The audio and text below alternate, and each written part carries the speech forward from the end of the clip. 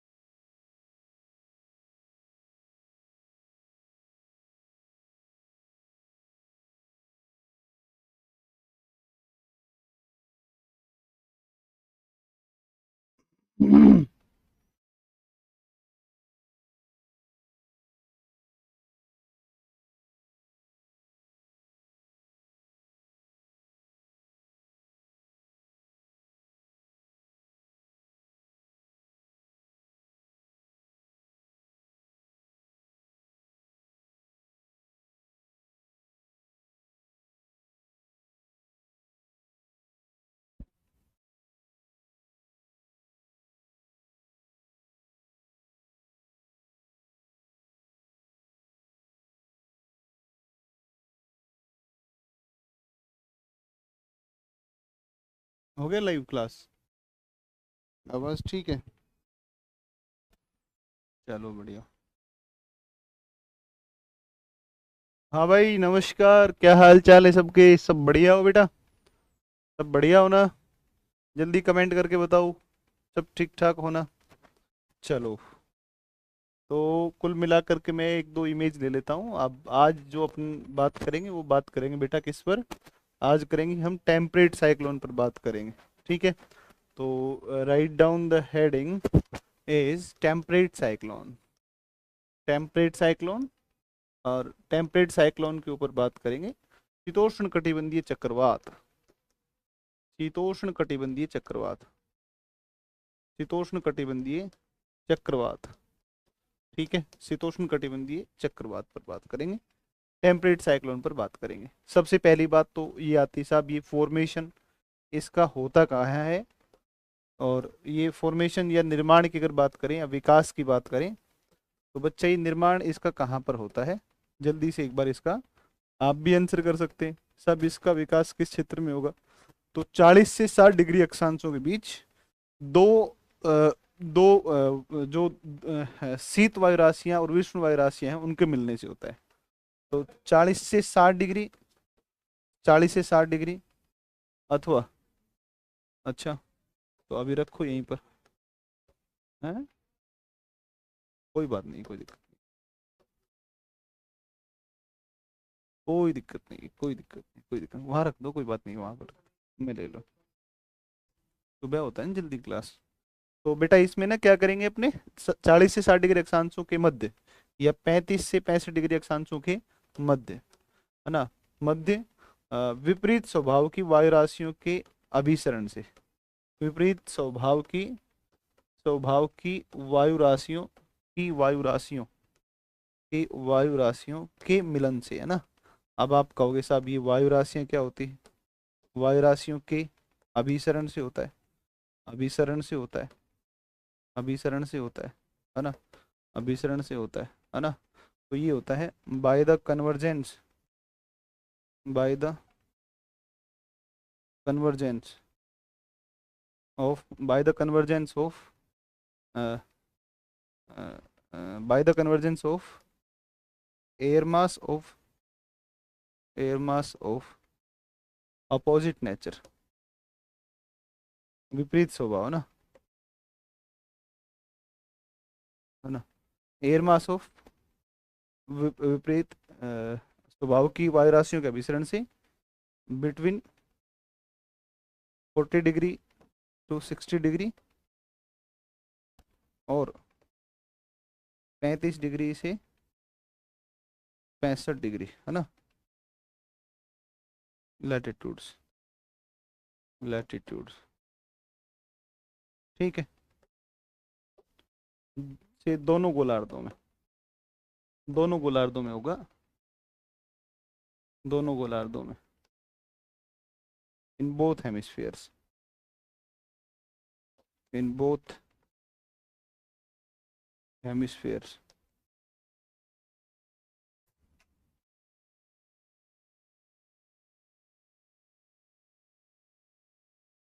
In both hemispheres. ठीक है, दोनों गोलार्धों में,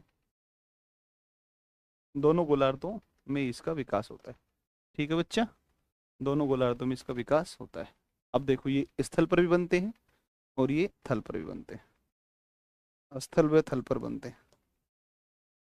थल व जल दोनों पर बनते हैं। दोनों पर बनते हैं। ठीक है ना। तो फॉर्म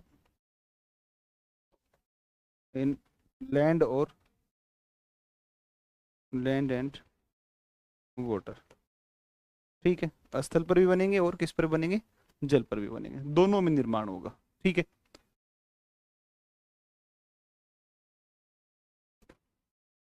भाई प्लीज बातें नहीं करो यार, है ना, बातें नहीं।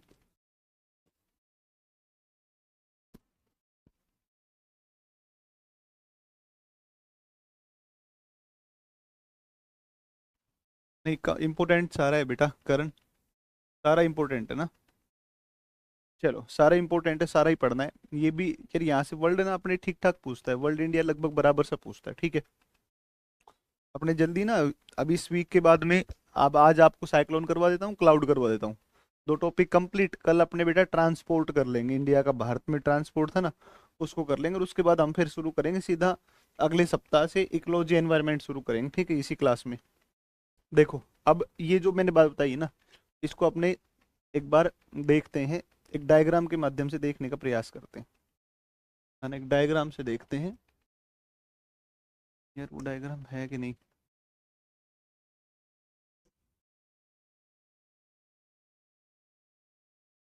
क्योंकि वो डायग्राम से अगर आप देखोगे तो मुझे लगता है थोड़ा आसान हो जाएगा, थोड़ा थोड़ा आसान रहेगा।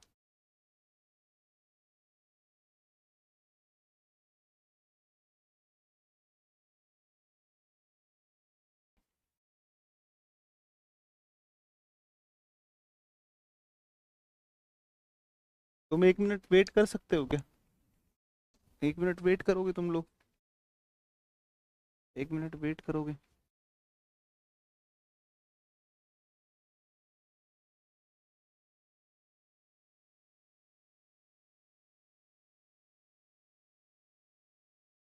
1 मिनट वेट करना बच्चे। तो ये आसानी समझ में आएगा, मैं जो डायग्राम बनाऊंगा उसमें ना आपको बहुत ज़्यादा इमेजिनेशन करना पड़ेगा, है ना। बहुत तगड़ा इमेजिनेशन का खेल है वो।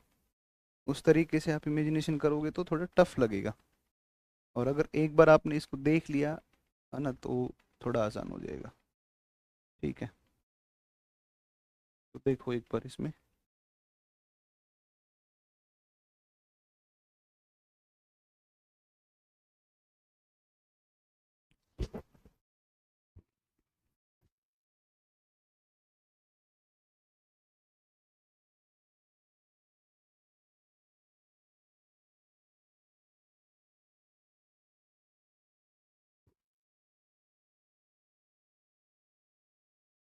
1 मिनट प्लीज वेट करना ना। सॉरी फॉर दैट, लेकिन 1-2 मिनट वेट कर लो।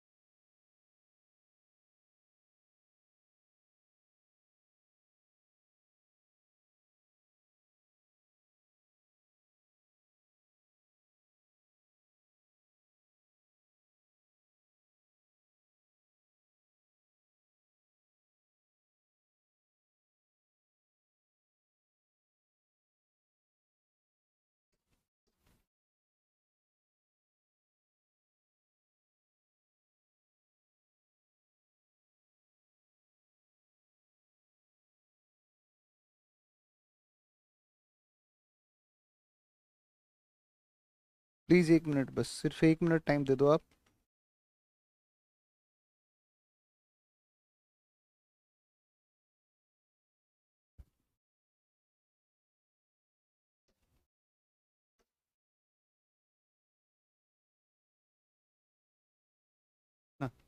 ये देखो इस तरीके से आपको, इस तरीके से आपको ये दिखेगा, ठीक है, इस तरीके से आपको ये दिखेगा।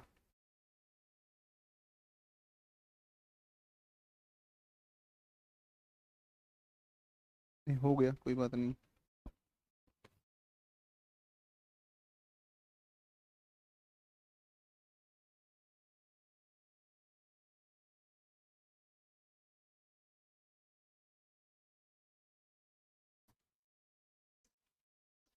चलो बस हो गया मेरा काम। अब देखो एक बार, अब इसको समझते हैं ना।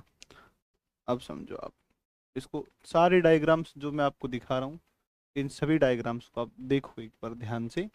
सबसे पहले ये डायग्राम देखो, सबसे पहले ये डायग्राम देखो, हालांकि ये अपने बना सकते थे, ऐसा नहीं है, ठीक है। देखो, एक एयर मास क्या होती है, सबसे पहला पॉइंट आता है। अब एयर मास क्या है? एयर मास क्या है, या जिसको हम बोलते हैं वायु राशि, या इसको हम बोलते हैं वायु सहति बोलते हैं, सहति ना। एक समान गुणों वाली, एक समान गुणों वाली, एक समान गुणों वाली, गुणों वाली, एक समान गुणों वाली बड़े क्षेत्र की वायु राशि, बड़े क्षेत्र की वायु, क्षेत्र की त्रिविमीय, त्रिविमीय वायु कोष्ठ, वायु कोष्ठ, वायु कोष्ठ, वायु कोष्ठ, वायु कोष्ठ ये होता है। समझो एक बार, एक समान गुणों वाली, एक समान गुण मतलब या तो पूरी की पूरी ठंडी हो, या पूरी की पूरी कैसी हो, या पूरी की पूरी गर्म हो, ठीक है। फिर अगर बात करते हैं बेटा, तो बड़े क्षेत्र की होनी चाहिए। बड़ा क्षेत्र हो मतलब 2000 किलोमीटर का हो, 3000 वर्ग किलोमीटर हो, 1500 वर्ग किलोमीटर हो, इस तरीके से ना। फिर अगर बात करते हैं त्रिविमीय, मतलब कोई लंबाई भी है, कोई चौड़ाई भी है, और कुछ मोटाई भी है। 10 किलोमीटर ऊपर तक, 5 किलोमीटर ऊपर तक, 8 किलोमीटर ऊपर तक, 12 किलोमीटर ऊपर तक, इतनी मोटाई है धरातल से। तो उस एक बड़े एरिया की जो वायु होती, एयर होती है, यदि उसकी प्रॉपर्टीज एक जैसी हो, फिजिकल प्रॉपर्टी एक जैसी, या तो पूरी गर्म ही या पूरी ठंडी ही, तो ऐसी वायु को हम एयर मास, या फिर उसको हम क्या बोलते हैं, उसको हम वायु राशि बोलते हैं, या वायु सहती के रूप में जानते हैं। अब एक चीज बताओ कि जो मध्य मिडिल अक्षांश है, 25 डिग्री से 30 डिग्री से लेकर के 40 डिग्री, 45 डिग्री, 60 डिग्री, 65 डिग्री के आसपास ये जो एरिया है, जहां पर जो है हमेशा वायु लगभग कैसी होती है, गर्म होती है।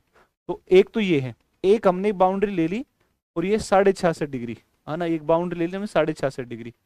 तो बाउंड्री 66.5 ले ली। इस तरफ आप देखोगे बेटा, तो इस तरफ की जो वायु राशि है ना, इस तरफ, यहाँ पर गर्म वायु राशि है, यहाँ पर गर्म वायु राशि, ये गर्म वायु राशि, ये गर्म वायु राशि है। और ये जो है ना, ये ध्रुवीय ठंडी वायु राशि है, ध्रुवीय शीत वायु राशि, ध्रुवीय शीत वायु राशि, ध्रुवीय शीत वायु राशि। और ये जो ध्रुवीय शीत वायु राशि है ना, ये एक दूसरे के क्षेत्र में, ये इस तरीके से मूव कर रही है, ये इस तरीके से मूव कर रही है, दोनों ऐसे चल रही है, ये भी ऐसे मूव कर रही है ना। और ये एक दूसरे के क्षेत्र में प्रवेश करने का प्रयास करती है। ये इसके क्षेत्र में घुसना चाहती है, और ये इसके क्षेत्र में, लाओ दे दो, है ना, ये एक दूसरे के क्षेत्र में क्या करना चाहती है, घुसना चाहती है। और एक बात ध्यान रखना कि दो वायु राशियां जब इस तरीके से समांतर समांतर है, समांतर, तो ठंडी वायु राशि क्या करना चाहती है, गर्म वाली को धकेल कर और ऊपर ले जाना चाहती है। मतलब ठंडी चाहती है कि मैं नीचे रहूं, और गर्म जो है ना वो ऊपर उठा दे। और दोनों पहले तो बराबर समांतर खड़ी रहेंगी, ये भी चल रही है, ये भी चल रही है, ये भी चल रही है। और फिर धीरे धीरे ठंडी जो है ना वो गर्म के क्षेत्र में, और गर्म जो है वो ठंडी के क्षेत्र में प्रवेश करने का प्रयास करती हैं। और इस प्रवेश करने के प्रयास के क्रम में जो ठंडी है वो धीरे धीरे धीरे धीरे गर्म को ऊपर उठाती है, और नीचे खुद स्थापित हो जाती है, और गर्म इस ठंडी के ऊपर आ जाती है। और जब गर्म वायु राशि धीरे धीरे ऊपर उठती है, तो उसके अंदर उपस्थित वायु, उसके अंदर उपस्थित जो आर्द्रता होती है, उसका संघनन होता है। और उस साइक्लोन्स के दौरान, उन साइक्लोन के दौरान क्या होती है, बारिश होती है, रेनफॉल होता है। ये कुछ कुछ समझ में आया कि नहीं आया?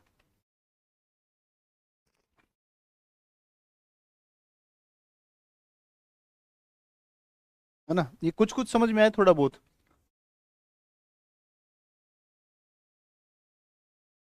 अरे यही काम आएगा, इसमें कुछ चेंज नहीं होता है, ठीक है ना। अब देखो धीरे धीरे क्या करेगी, जो ठंडी है वो गर्म के क्षेत्र में प्रवेश करने का प्रयास करिए, और जो गर्म है वो ठंडी के क्षेत्र में। गर्म देखो ठंडी थी, इधर आई गर्म के क्षेत्र में, जो गर्म थी उधर ठंडी के क्षेत्र में, ऐसे एक दूसरे के क्षेत्र में घुसने का प्रयास करती हैं। ये प्रयास इस तरीके से करती हैं कि ये इस तरीके से, देखो आप देखोगे ये मूवमेंट हो जाता है इनके बीच में, है ना। ये देखो ये गर्म है इस तरफ, ये वो मेर मास है।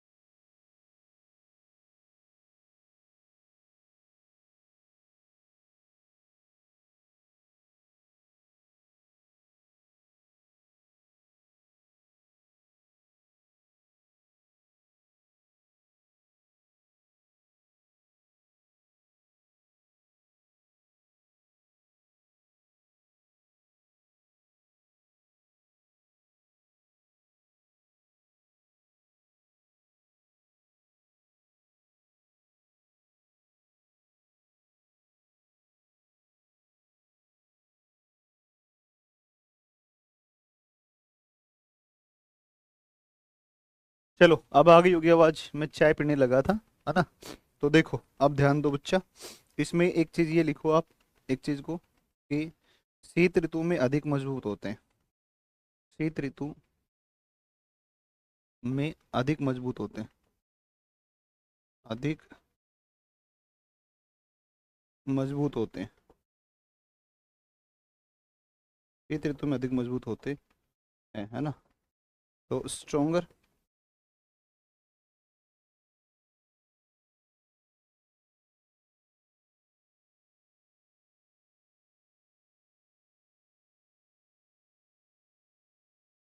मोर इन विंटर सीजन, है ना। तो शीत ऋतु में ही बेटा ज़्यादा मजबूत होते हैं, है ना, शीत ऋतु में ज़्यादा मजबूत होते हैं। ठीक है, शीत ऋतु में ये ज़्यादा मजबूत होते हैं। अच्छा, ये गति कैसे करते हैं? अच्छा, इनका जो एक चीज़ ध्यान रखना, दो वायरास से आपकी आई है ना, इसको फ्रंट बोलते हैं। फ्रंट का मतलब हो गया आमने सामने ना, फ्रंट का मतलब हो गया आमने सामने। तो ये देखो, ये आपका हो गया फ्रंट, ठीक है ना, ये आपका हो गया फ्रंट। ठीक है, इसको वाताग्र, वाताग्र एक वर्ड है, वाताग्र, वाताग्र, या फिर जिसको हम बोलते हैं फ्रंट, है ना। फ्रंट, फ्रंट का मतलब आमने सामने, वाताग्र मतलब, वात मतलब हवा, अग्र मतलब आगे का भाग। ये कोल्ड का अग्र है, ये वोम का अग्र है, ये ठंडी वायु का अग्र है, ये गर्म वायु का अग्र है। ठीक है, तो इसको हमने कहा वाताग्र। तो इनका निर्माण वाताग्रों के सहारे होता है। तो कहाँ पर बनेंगे? जहाँ पर वाताग्र है ना, जहाँ फ्रंट है।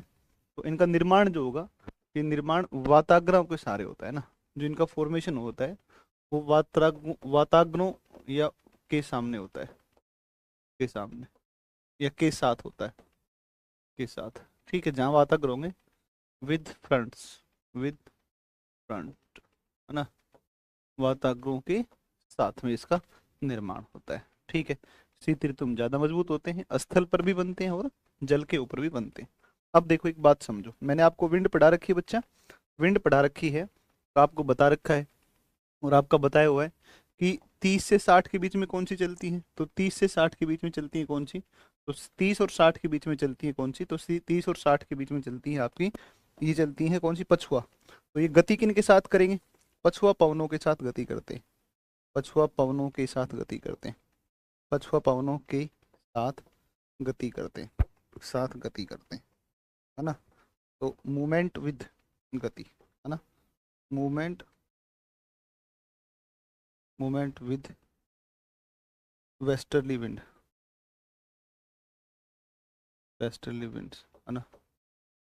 ठीक है, वेस्टर्ली विंड्स। तो पछुआ पवनों के साथ में ये क्या करेंगे? गति करेंगे, पछुआ पवनों के साथ में ये गति करते हैं।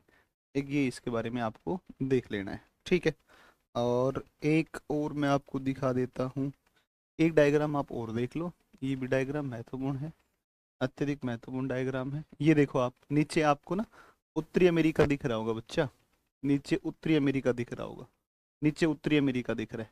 ये तो एंटी साइक्लोनिक कंडीशन, इसको छोड़ दो, है ना। देखो यहाँ से आई कैसी, यहाँ से आई कैसी वायु राशि? तो यहाँ से आई थी cold, cold air mass, cold air mass. और नीचे से ना इधर से आई कौन सी? तो नीचे से आई कौन सी? वोम एयर मास, है ना। तो कोल्ड और वोम दोनों मिली, तो कोल्ड, और एक तरफ से गर्म वायु राशि आ रही इस तरफ से, इक्वेटोरियल रीजन है ना उत्तरी अमेरिका की इस तरफ। तो इस चीज को अगर मैं इसको ऐसे दिखाऊं, इसको ऐसे दिखाऊं इस तरीके से, तो इसको अगर अपन ऐसे देखें, ठीक है, तो इस तरीके से जब आप देखोगे, इस तरीके से जब आप देखोगे इसको, तो ऐसे देखोगे, तो इस तरफ से तो कैसी वायु है? इस तरफ से तो ये ठंडी वायु है, एयर मास है।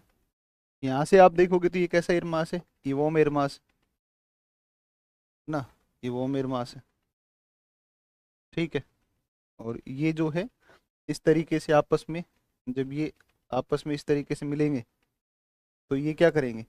ये ठंडी वायु आएगी ना, ऐसे एंटर करेगी, तो इस गर्म को अपने ऊपर उठाएगी, ठंडी आएगी इसको अपने ऊपर उठाएगी, है ना। और ये ठंडी ऊपर उठेगी, तो ऊपर आसमान में बनेंगे इससे क्या? बादल, इससे बादल बनेंगे, और इस क्षेत्र में क्या होगी? हैवी रेनफॉल होगी। तो ये हो गए ना, साइक्लोन बन गए यहाँ पर। ठीक है ना, इस तरीके से साइक्लोन्स यहाँ पर बनेगा। और ऊपर ना, ऊपर चलती एक विंड, जिसको बोलते हैं जेट स्ट्रीम। तो जेट स्ट्रीम जो विंड है ना, ये जेट स्ट्रीम विंड क्या करती है? जेट स्ट्रीम विंड, जब ये साइक्लोन नीचे बनेगा, गर्म और ठंडी वायु राशि के मिलने से भी साइक्लोन बनेगा यहाँ पर। तो ये साइक्लोन बन रहा है पूरा, और इस साइक्लोन को उठा करके आगे ले जा रही है कौन? Jet stream. इंडियन मॉनसून के अंदर हमने पढ़ा था, है ना। इंडियन मानसून में पढ़ा था अपने, ठीक है। और इंडियन मानसून में आपको पढ़ाया था वेस्टर्ली डिस्टरबेंस पढ़ाया था। जो भूमध्य सागर में साइक्लोन्स बनते हैं, भूमध्य सागर में क्यों बनते हैं, क्योंकि यूरोप की तरफ से ठंडी एयर मास है, कोल्ड एयर मास, और सहारा मरुस्थल की वार्म एयर मास, दोनों मिलती हैं और मेडिटेरेनियन साइक्लोन बनते हैं आपके। और उन मेडिटेरेनियन साइक्लोन को ये वेस्टर्ली डिस्टरबेंस लेकर, या वेस्ट ये जेट स्ट्रीम लेकर जाती है कहाँ पर, भारत तक लेकर जाती है। पढ़ाया था कि नहीं पढ़ाया था बताओ मुझे। आप उस चैप्टर को दोबारा पढ़ना। सर आप सुनते नहीं है, पीडीएफ नहीं मिल। तुम करते रहो, 20 बार 200 बार मैसेज कर लो और 2000 बार कर लो, मैं नहीं सुनूंगा। क्यों सुनूं मैं तुम्हारी, ये बताओ। मैंने एक बार देख लिया, मैंने एक बार देख लिया, ठीक है मैं कर दूंगा, मुझे ध्यान आ गया। अब तुम लोग अब तो ये चाहते हो कि भाई मैं आपको चीजें वापस एक्सप्लेन करूँ, पीडीएफ होगा, अपलोड करेंगे वो वैसा होगा। तो वो मैंने खुद देख लिया है, मैं अपने आप से आपको अपलोड करवा दूंगा, ठीक है। उस पर आप बहुत ज़्यादा पैनिक नहीं हो, ठीक है ना। चलो आगे देखो, अगली बात पर ध्यान दो। तो ये हमारा टेम्परेट साइक्लोन का सिस्टम या मैकेनिज्म हो गया है ना। ये मैकेनिज्म हो गया आपका टेम्परेट साइक्लोन का। तो अब आगे चलते हैं और अगले साइक्लोन्स पर बात करते हैं। तो ये दोनों टेम्परेट और ट्रॉपिकल दोनों ही मैंने करवा दिए हैं। अब चूंकि हमने ये कर लिया है, अब अगला जो टॉपिक है वो अगला टॉपिक क्लाउड्स है, ठीक है ना। तो क्लाउड्स जो है ना, वो क्लाउड्स के ऊपर बात कर लेते हैं। और ध्यान दीजिए, क्लाउड को पढ़ लेते हैं ना, क्लाउड्स को पढ़ लेते हैं, ठीक है। तो क्लाउड्स को पढ़ लेते हैं ना।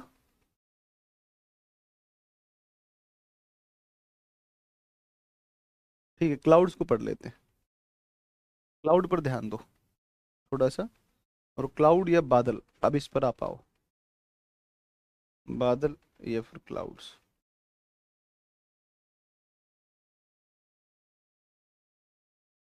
क्लाउड है ना।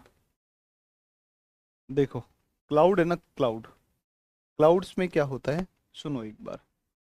क्लाउड्स में क्या होता है कि एक आपको मैं मैं एक सिस्टम समझाता हूँ, ठीक है ना। और आपने खैर पढ़ा होगा, और आपने पढ़ा होगा, एडियाबैटिक कूलिंग पढ़ा होगा, है ना। एडियाबैटिक कूलिंग पढ़ा है कि नहीं पढ़ा है, ये बताओ मुझे। एडियाबैटिक कूलिंग पढ़ा है कि नहीं पढ़ा है। पढ़ा है कि नहीं पढ़ा है, ठीक है। देखो, जब जब वायु धारा ऊपर की ओर गति करती है तो रुद्धोष्म ताप परिवर्तन, ताप शीतलन की प्रक्रिया के परिणाम स्वरूप, क्रिया से, रुद्धोष्म ताप प्रक्रिया शीतलन की प्रक्रिया से क्या होगा, से उसका जो जलवाष्प है, जलवाष्प का संघनन होता है। संघनन होने के कारण बादलों का निर्माण होता है। बादलों का निर्माण होता है। निर्माण होता है। निर्माण होता है ना। इसमें लिखो, when air current uprise uprise then by the adiabatic cooling process, cooling process, water vapor condense, due to which due to which clouds are form, clouds are form. क्या हाल चाल है जी? जी बढ़िया हो?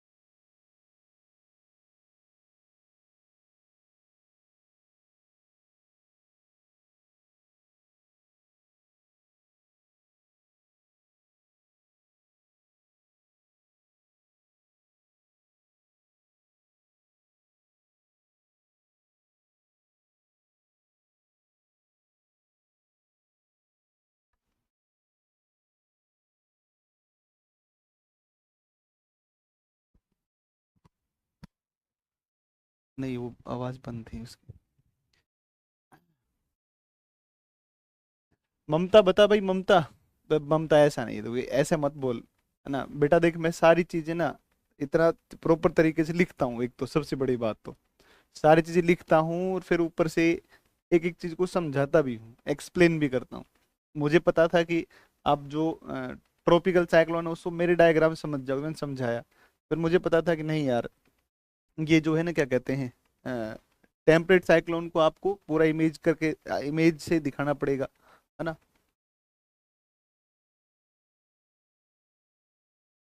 हाँ, सॉइल्स को, वर्ल्ड की सॉइल्स के बारे में थोड़ा बता दूंगा मैं, हिस्टोसॉल्स वगैरह उसमें हो जाएंगे, है ना। वो हो जाएंगे। ममता रिप्लाई कर, ममता गलत बात है देख तेरी, है ना। मुझे बहुत खराब लग रहा है तू ऐसे बोल रही है तो, मुझे बहुत बुरा लग रहा है इतनी मेहनत करने के बावजूद।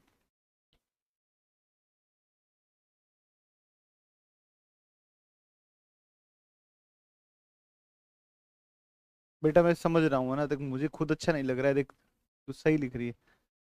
नहीं, ऐसा मत लिख कि I am very poor student, don't I don't have my father. नहीं नहीं नहीं, ऐसा नहीं है। अच्छा sir, in night sir you speak in pure Hindi at least terms. अच्छा, तो मतलब समस्या टर्म्स की है, तो मैं तो लिखता हूँ, है ना, सारा का सारा सब कुछ लिखता तो हूँ, है ना। सारा तो लिखता हूँ अंग्रेजी में, बताओ अब ये मैंने ये हिंदी में लिखा तो अंग्रेजी में भी लिख दिया, है ना। रुद्धोष्म, रुद्धोष्म जो है ना, रुद्धोष्म एडियाबेटिक कूलिंग क्या होती है समझो एक बार। देखो, एक बात को मैं समझाता हूँ, अब तुम लोग ध्यान से समझना। रुद्धोष्म ताप का सिस्टम क्या है। देखो ये मान लो, ये कोई जलीय भाग है। अब एक एक करके तुम बातों को ढंग से समझना।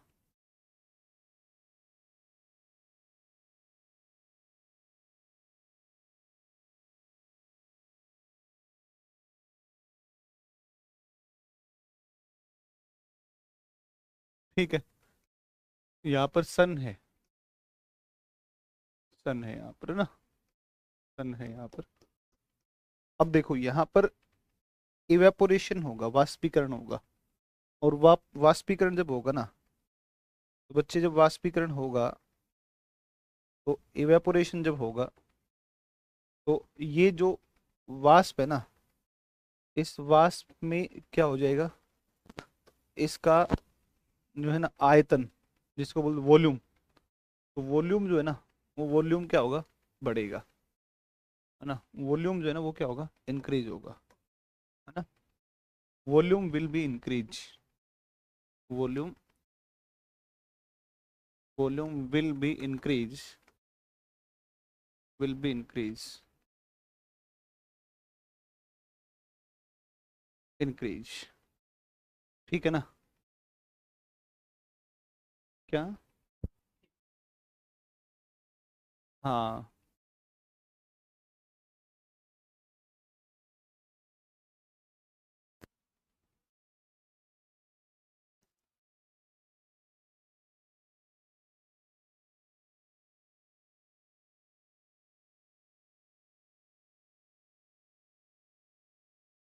ठीक है।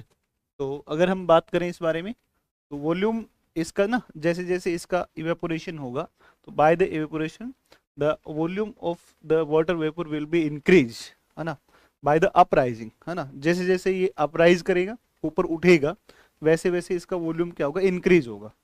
और वॉल्यूम इंक्रीज होगा तो इसका टेम्परेचर क्या हो जाएगा, कम हो जाएगा। तो वॉल्यूम के इंक्रीज होने से टेम्परेचर कम होगा, इसे ही रुद्धोष्म ताप पतन दर कहते हैं, है ना, जिसको हम एडियाबेटिक कूलिंग कहा जाता है, ठीक है। Then then temperature will B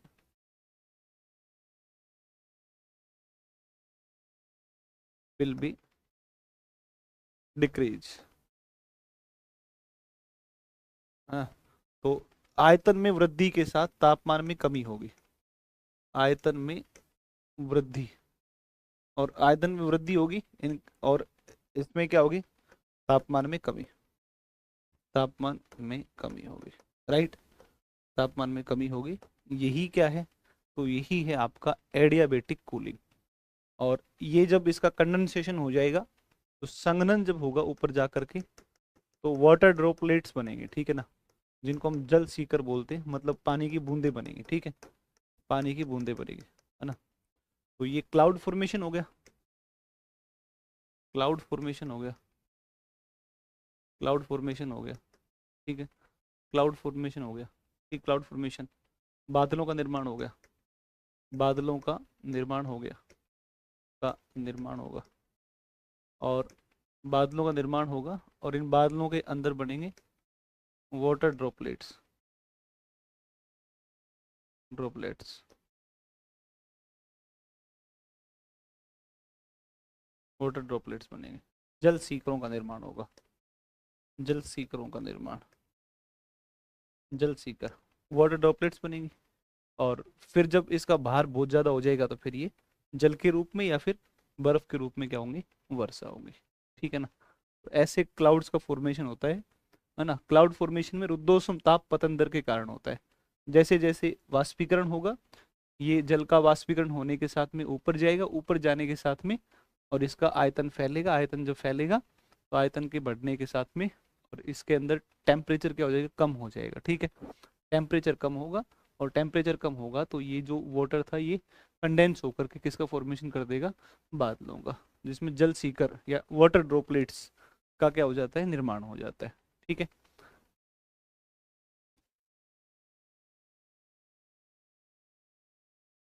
ठीक है, थर्मोरुसल करवा देंगे, कोई बात नहीं।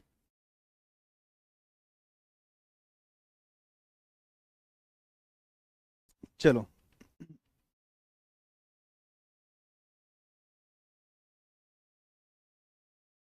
ये हो गया।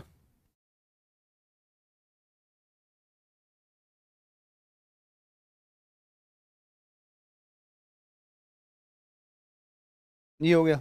अब बादलों को अपने बांट लेते हैं ना, बादलों का क्लासिफिकेशन कर लेते हैं। तो classification of clouds, classification of clouds, clouds, बादलों का वर्गीकरण, बादलों का वर्गीकरण,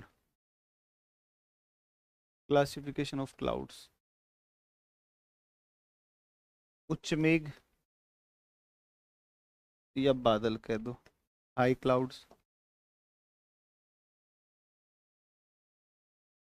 हाई क्लाउड्स, मध्यम मेघ, मिड क्लाउड,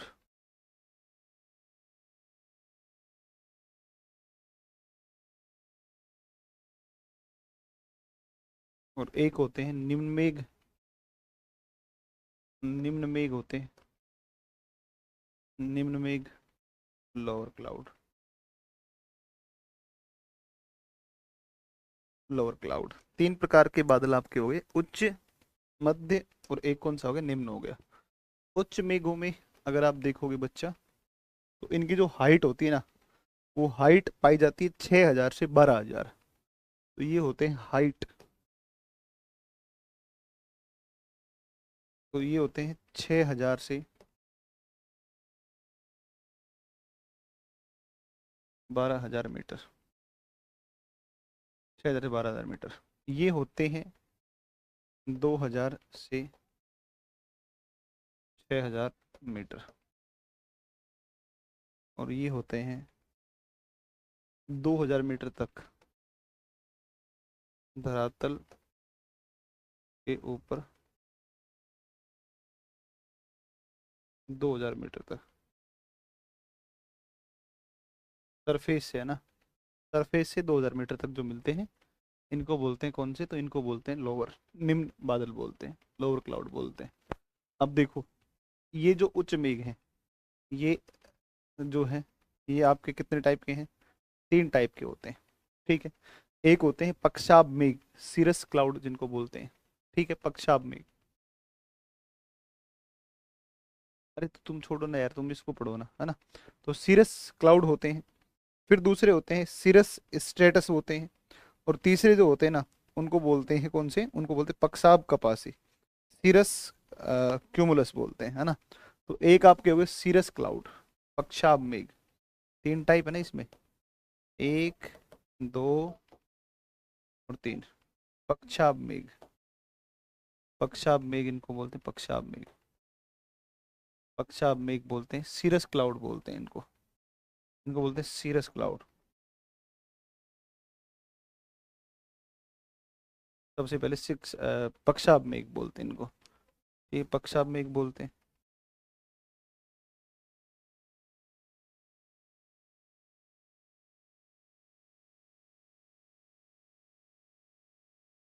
दूसरे जो होते हैं ना, वो होते हैं कौन से, पक्षाब स्त्री, सीरस स्टेटस, पक्षाब स्त्री, सीरस स्टेटस,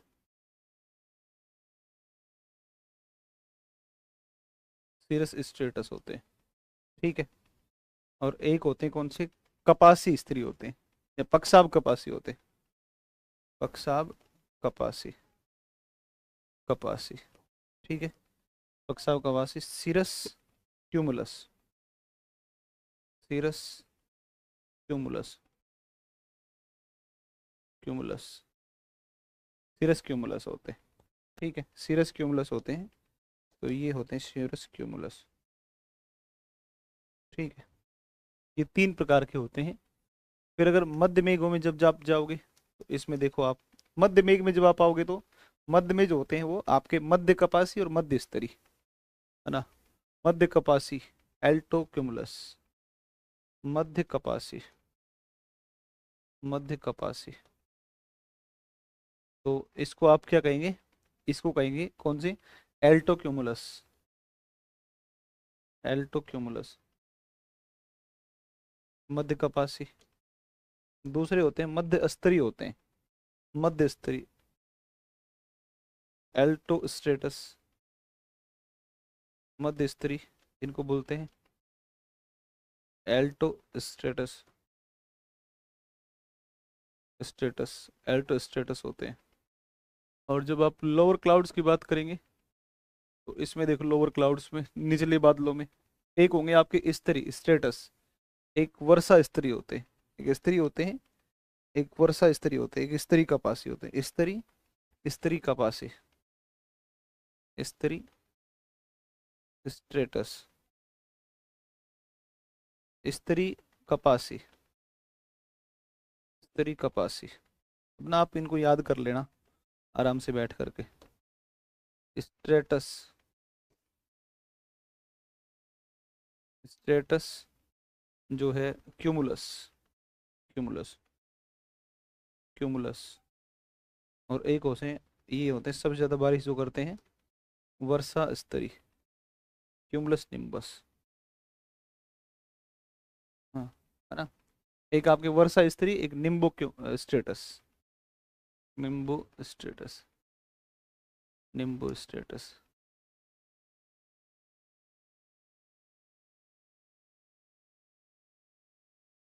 निम्बो स्टेटस, है ना। ये तीन होते हैं। ये लो जी, एक काम करो, इसको बना लो, इसको बना लो बिल्कुल सही तरीके से। इसको बनाओ जल्दी फटाफट एक बार, इस चार्ट को बनाओ, फिर आगे देखते हैं, अगली बात करते हैं फिर। इनके बारे में एक एक करके एक्सप्लेनेशन करेंगे। इनको लिखो, है ना। इनका नेचर बताएंगे, है ना। नेचर बताएंगे इनका, बताएंगे इनका नेचर, है ना। इनका नेचर बताएंगे। एक बार आप ये चार्ट बना लो बस केवल।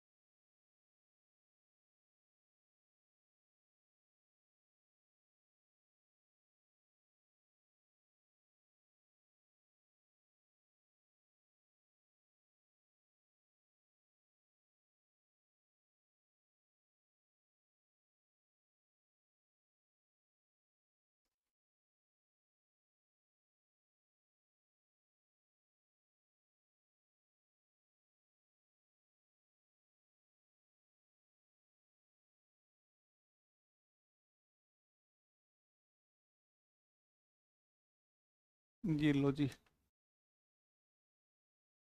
एक बार ना मैं इनको सारों को सेपरेट सेपरेट लिख देता हूँ। ये लो, ये 2000 मीटर तक ये आपके हो गए, थोड़े बड़े करके दिखा दिए, है ना। ये लो,